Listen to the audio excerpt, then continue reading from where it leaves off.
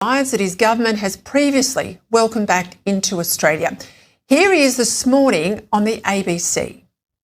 We won't repatriate them. My mother would have said, if you make your bed, you lie in it. These are people who went overseas supporting Islamic State and went there to provide support for people who basically want a caliphate. So they're not coming back, the Prime Minister seems to be saying, or at least that's what he wants Australians to think. Because believe me, on Labor's past form, these Islamic State collaborators are coming back to this country. And they're reportedly being helped all the way from Syria to Sydney by none other than one of the Immigration Minister Tony Burke's strongest supporters, Muslim community leader and GP, Dr Jamal Rifi. But let's go back to the Prime Minister today, because after sounding tough, you make your bed, you lie in it sort of tough, he then said this, and I want you to notice here the shift in his language. Of course, Australian law applies and there are obligations that Australian officials have, but we want to make it clear as well, as we have to the people involved, that if there are any breaches of the law, then they will face the full force of the Australian law. So if they are here, or when they are here, he says, quote, they will face the full force of the law. Or will they?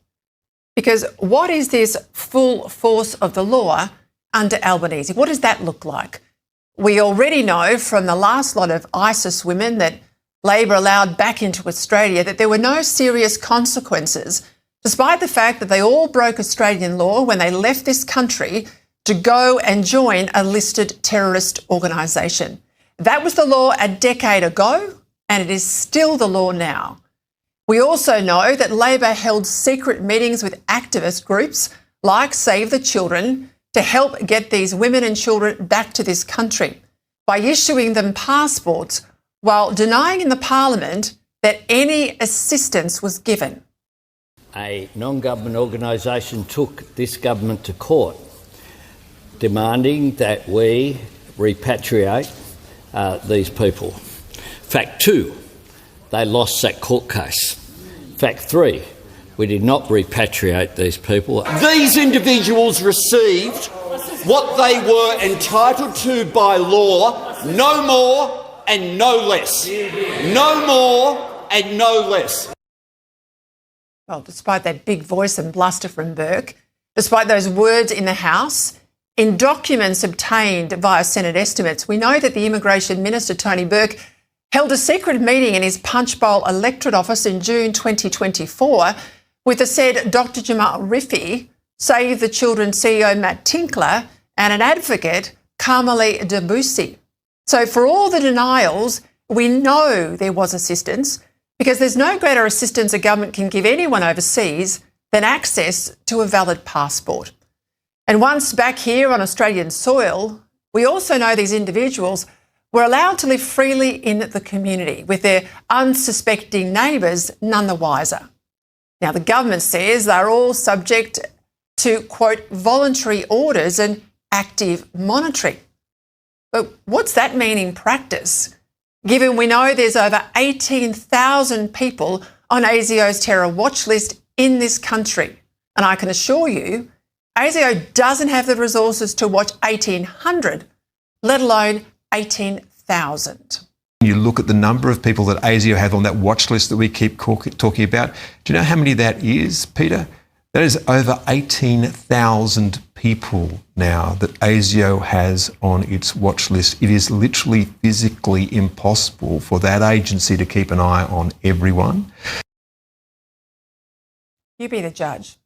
Yesterday, almost by accident, we learned about the latest cohort of Islamic State women and children, 34 in total, so-called the brides of the terrorist and the caliphate, cubs of the caliphate and brides of the terrorists, who have reportedly left camps in Syria to head for Beirut, where they would use these new Albanese government-issued passports to fly back to Australia.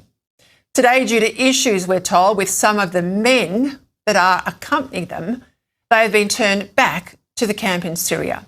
But make no mistake, without a change in policy from the Prime Minister, sooner or later, they will get to Beirut and they will get to Australia. Now, forget that line from the Prime Minister today that his government is not repatriating these women. That's a lie.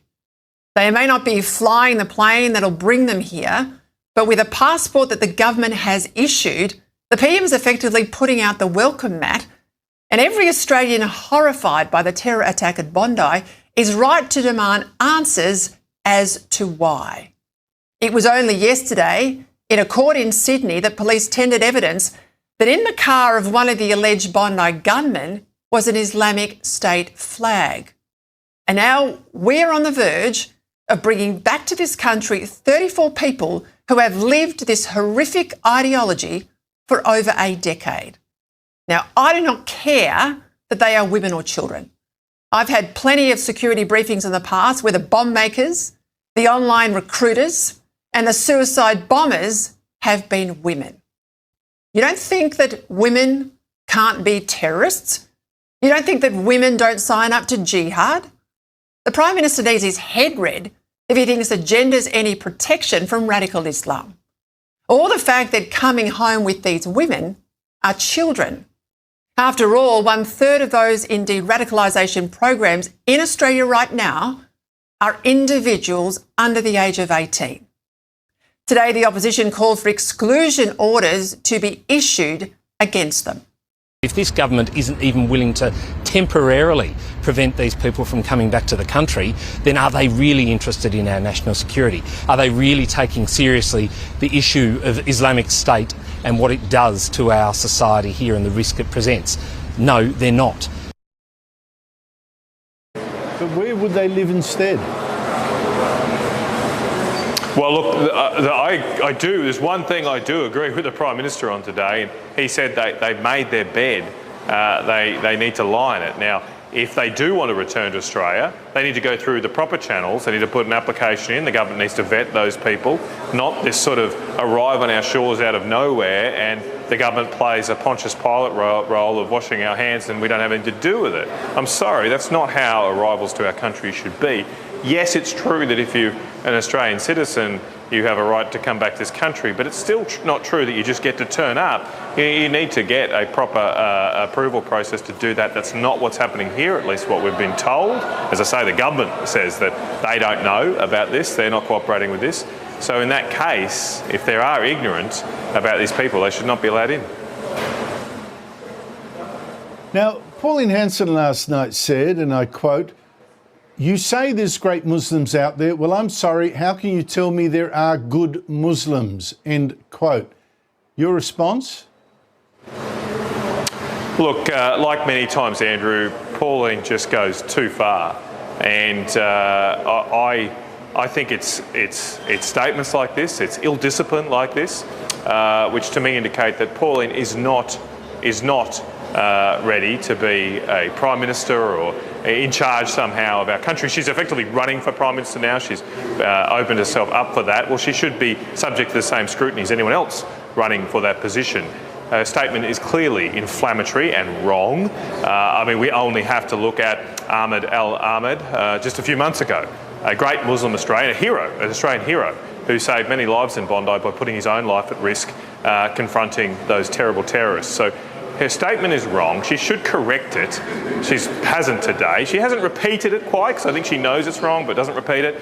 But as I say, you just can't go around saying things like this if you want to be a serious leader in Australia. And look, I know a lot of people are putting hope in One Nation, but Andrew, I really worry that in a glare of an election campaign, where Pauline potentially would have to be on the debate stage up against the Prime Minister, subject to lots of scrutiny, she would wilt, and that would just mean that Anthony Albanese would be easily re-elected.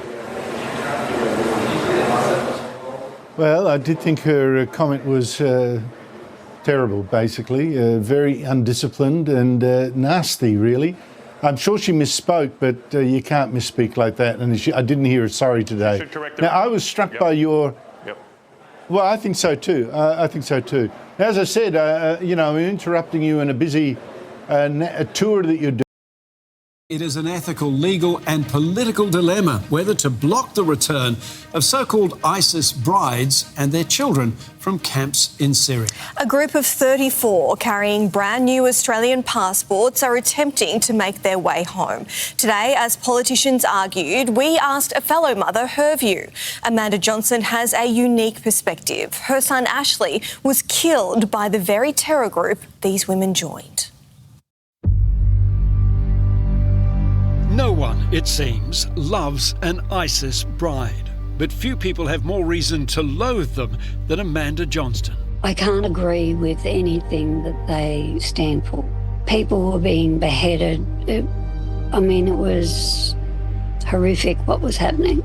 Her son Ashley, an army reservist, was so alarmed by the hateful violence of the so-called caliphate, he volunteered with Kurdish forces to fight them.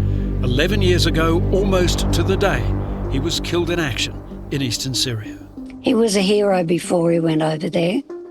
For me, he felt that ISIS were the world's problem. So I think he just felt that he would like to do something to try and help. ISIS lost all its territorial holdings in 2019, but its ideology still festers. Most recently, it is alleged, with the massacre at Bondi Beach. The Prime Minister says he has no sympathy for the 34 women and children now trying to return to Australia. My mother would have said, if you make your bed, you lie in it. The Australian Government takes very seriously the risks that this cohort poses. We understand how serious this is. We are closely monitoring this along with our security agencies as well. But the government will not prevent their return. Of course, Australian law applies and there are obligations that Australian officials have. Not good enough, says the opposition. These are people who actually have evil and hate in their heart. And so why you'd want to bring them back to Australia and think it's a good idea, I don't know. The public mood is swinging behind the strongest possible restrictions. Do I believe in bringing in the ISIS brides? No, I don't. Pauline Hanson is riding high in the polls in large part because of her position on who we let in. Since the Bondi massacre, the people are frightened. The security in this country is a big issue for Australians. So yes, we do need to look at the people we're bringing in the country. Last night on Sky, she raised her language to an extraordinary new level. You say, oh, well, there's good Muslims out there. Well, I'm sorry. How can you tell me there are good Muslims? The opposition won't try to outflank her with that language, but it says temporary exclusion orders created by the Morrison government should be used against the ISIS brides before it's too late. But they only last 2 years and can only be issued on ASIO advice or if the minister believes the returnee will commit a terrorist act or will train or support terrorists, and they can't be used on children under 14. If this government isn't even willing to temporarily prevent these people from coming back to the country, then are they really interested in our national security? Quite apart from the women who chose to sign up to the ISIS nightmare, what legal and moral rights exist for their children? Some of those children are going to be, in their teens. I think that they would need a lot of therapy. What we may never know is whether the ISIS children pose more of a risk to Australia where they are or allowed into a country, Australia, they have never known. We might say, well, it's not our problem if they remain there, but actually, because of the Australian connection, they're likely to be used by, or at least potentially used by Islamic State and other groups to target Australia and target recruitment in Australia. You think we should accept ISIS brides? No. No, why? No, because they're ISIS brides. We don't need another reason. They can stay in the great sandpit of hate that is Western Asia. Thank you very much. And what about their children? Who are Australian citizens and have done nothing wrong? This situation is so It sure is. Nothing's ever black and white. Yeah, but it should be with this one. Australian women marry lunatic Islamic State jihadists, go to Syria for a good old jihadi time, and when the caliphate falls apart, say, Barleys, I want to come home, because it's hot over here and there's no water. We're told we've got 34 Australians, that number includes kids, in northern Syria right now trying to come back down under. The circa 11 families were turned around by Syrian authorities, and I'm stretching the definition of that word, after they were found on their way to Damascus from the Roj refugee camp. I assume they were at the camp because hubby has since gone into the afterlife with his 72 virgins courtesy of a US Tomahawk missile strike. To put it in black and white terms, why would you want people who have lived and breathed jihad for Allah knows how many years anywhere near Australia? Well, you probably wouldn't, but if they're citizens... Proving their citizenship and getting them valid Australian passports is the ill-advised mission of this guy. Sydney Dr Jamal Rifi is believed to now be in the Middle East facilitating the return of those families. The good doc is doing this because the Australian government won't. My mother would have said, if you make your bed, you lie in it. Australia doesn't repatriate anyone from Syria, a country that has been largely lawless for the past year, courtesy of the 2024 overthrow of the Assad regime. Albo's talking tough, but the reality is if these ISIS sympathisers get out of Syria and make it to an Australian embassy in, say, Lebanon or Turkey, then Australia has a more accommodating view of them. Unless they're hit with an exclusion order. Okay. These orders, which allow the government to refuse entry to anyone aged 14 or older, Australian citizen or otherwise, if they're deemed a national security risk, are very rarely used. We're told 2 of the 34 in Syria have orders against them, but we don't know the fate of the other 32. We have no idea what these people did, what they learned or what they came to believe when they were hanging out with the Al-Qaeda diehards who formed Islamic State 15 years ago. I don't know what their current philosophical predisposition is, but I'll hazard a guess it's not mateship, egalitarianism and a tolerance for diversity. Or they could be women who were forced to do things against their will. Yes. But here's the thing, I don't care. I don't care if this was coercive control or any other type of control. The risk is simply too great. There is simply no way our security agencies could say with certainty this person definitely didn't learn how to make IEDs whilst on the Syrian-Iraqi border. The very act of being in Syria during this time should be enough for an exclusion notice, and if it's not, then the law needs to be changed so it is. We've got some back already, and they don't appear to be causing trouble. We accepted, 2 ISIS brides and 4 kids back in September last year, I think. The government then didn't have to deal with a huge and immediate backlash because the repatriation was done in complete secrecy. This is far more high profile and comes at a political inflection point. The Libs have floated the pithily named Operation Gatekeeper, which will appeal to anyone in this country concerned about national security, and Pauline Hanson has taken a position that makes not all Muslims are terrorists, but all terrorists are Muslims, look progressive. How can you tell me there are good Muslims? Albo would be hoping that if these women do end up back in Oz, the feds can make a charge, say travelling to a prescribed area or membership of a terrorist organisation stick.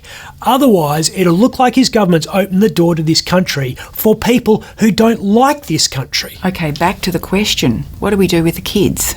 They can come, but only if they all live with Grace Tame.